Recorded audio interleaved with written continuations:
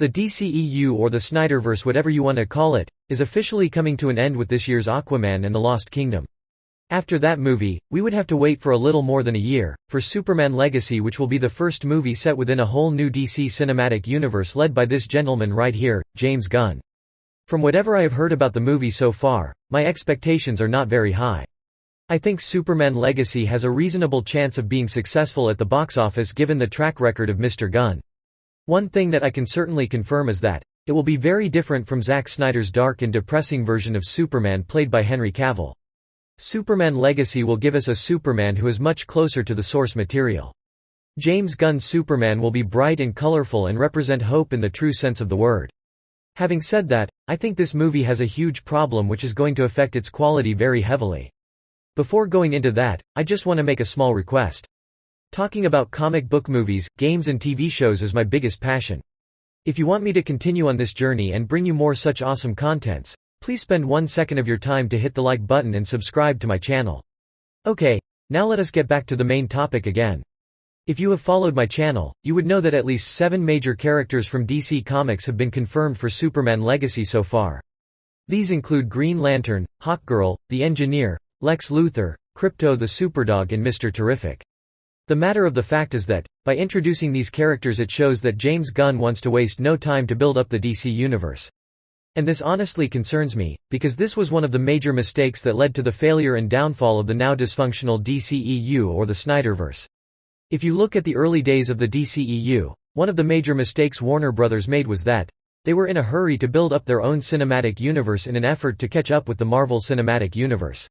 And we all know how it turned out for them at the end.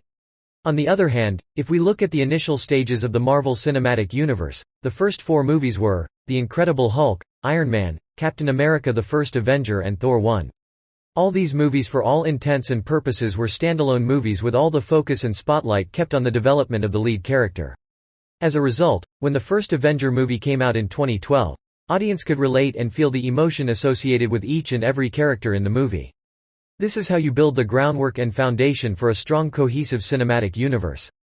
Coming back to Superman Legacy, just like Iron Man 1 or Captain America the First Avenger, I really wanted this movie to be all about the early days of a young Superman. But that is definitely not going to be the case with Superman Legacy, because you cannot have the entire spotlight on Superman if you are going to have iconic characters like Green Lantern or Hawkgirl in your movie.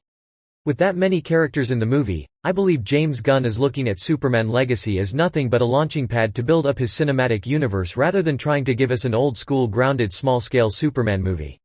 I do not mean to say that movies with too many characters cannot turn out to be great movies.